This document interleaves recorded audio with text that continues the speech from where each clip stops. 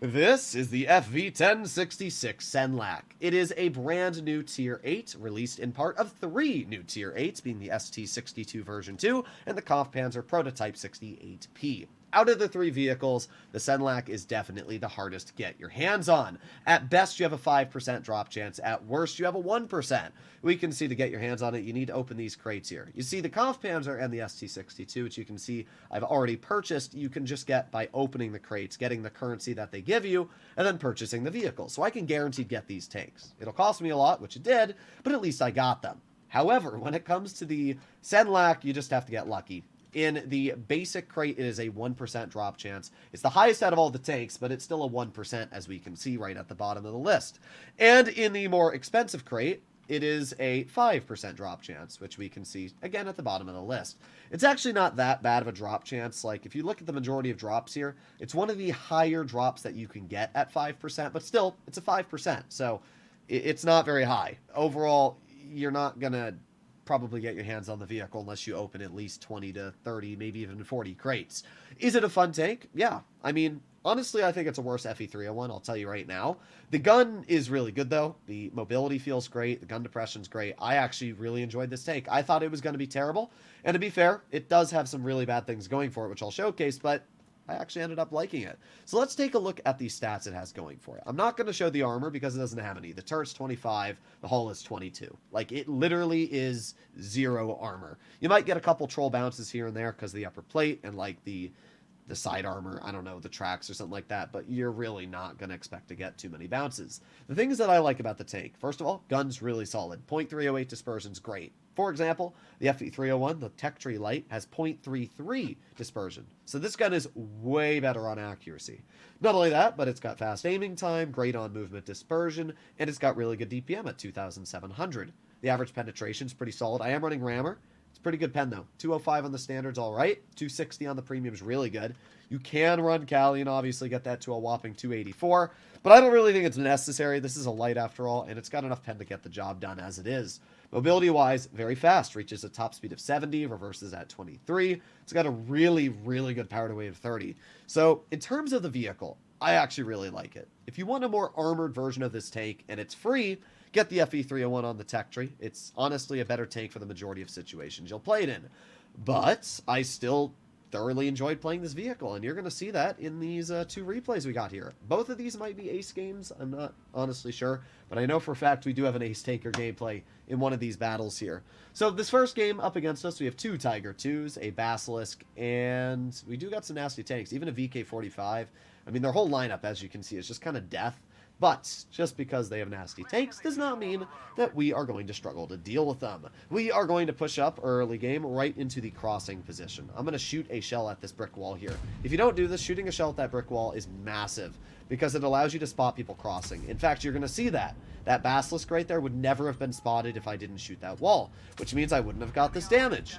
So you always want to shoot down that brick wall at the beginning. It is a massive, massive amount of spotting. Now, obviously, if you're in a tank that has a super long reload, like a 183 or, you know, Sheridan, it's probably not worth it. But if you're in a fast-firing medium, definitely worth it to do that. So we got the ISU. Because I'm a light and because that vehicle's stock, I was quite confident he didn't spot me, and as we can see, he definitely did not spot me. So we get 2 shells into his vehicle, we got our adrenaline on, 3 shells into his tank. This is where the DPM feels super duper nice. We are already up to 1,000 damage dealt because of our adrenaline and being able to farm. Then we got the Borsig off to the side. We got one nice 194 shot. Unfortunately, we do get hit by the Tiger. But again, we're going to get another shell into his tank, and we're up to 1,450. I mean, just within the first minute of the game, we've been able to farm 1,500 damage, which is pretty nice.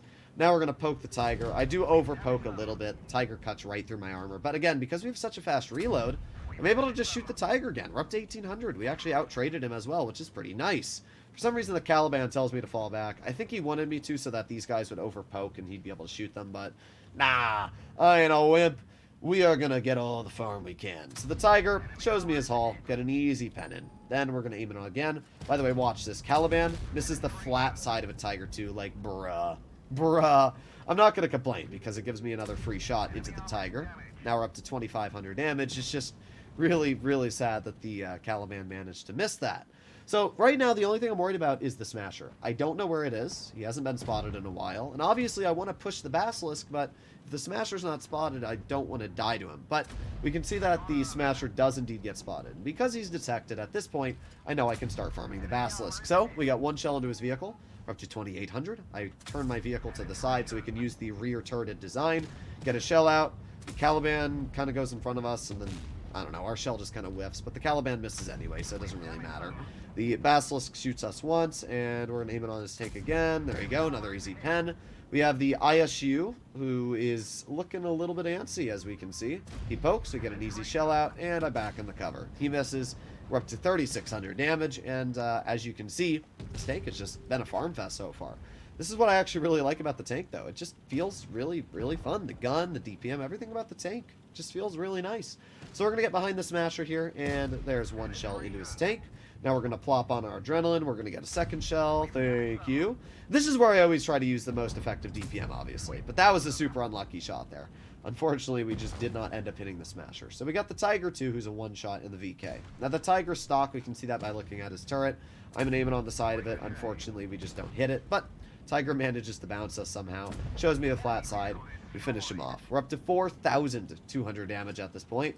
We're going to get a shell into the side of the VK. I think the funny part is the VK wasn't even shooting at me. He was shooting at my teammate, but still managed to hit me. But that's all right.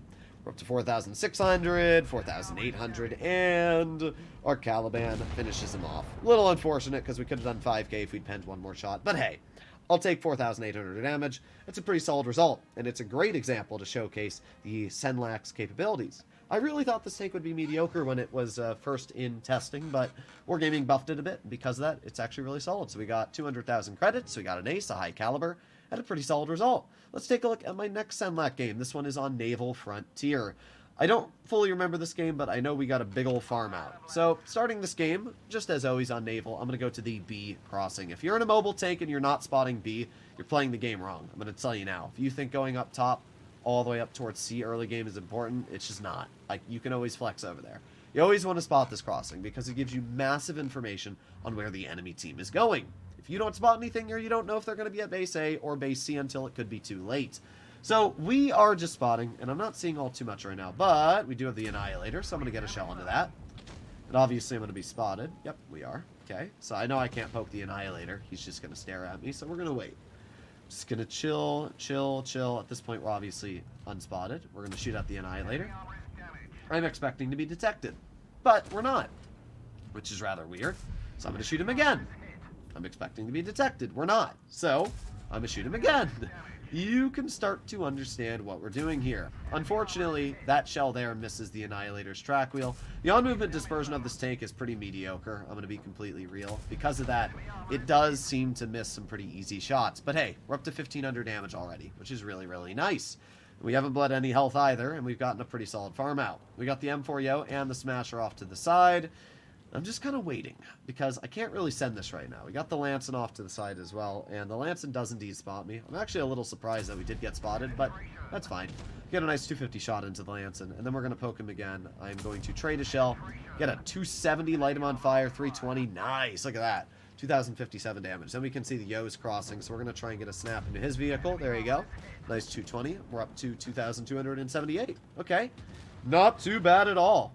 Alright, well, we're not able to get the Yo. The Lancin's being pushed by our teammate. He gets cleared by the TS-60. So now we're going to push to the rear of this Smasher and see if we can get some damage out.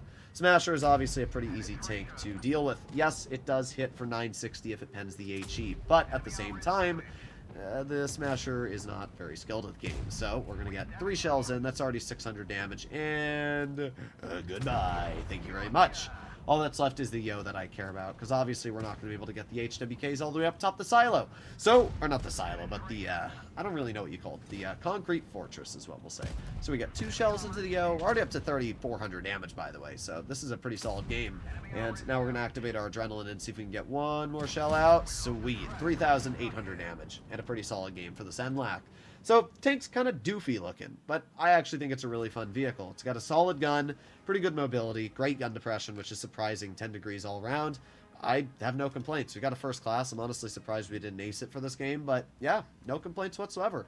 I really ended up liking the Senlac. It was definitely one of the more enjoyable tanks I've played in a while that Wargaming's released, so yeah, maybe I just got lucky. It's kind of ugly, but yeah, no complaints. So overall, the Senlac, I'd rate it a solid 7.5 out of 10. I would say for the average player, this is a terrible tank. While I made it look easy, I guarantee if you're average, you're probably not going to do too well in this vehicle. And that's just kind of how it is. It's the same for the FV301, but the FV301 actually has armor. This tank has 25 mils of hull armor, 25 on the turret. You're going to be penned by everybody, let alone HE. So you are going to have to be very, very careful, but the gun's great. The accuracy's fantastic. Its on move's a little mid, but as long as you run V-stabs, it's okay. So I have no complaints about the Senlac. I really liked it. Let me know in the comments down below what you guys think about this vehicle. If you enjoyed today's video, you know what to do, and I'll see you in the next one. Bye-bye.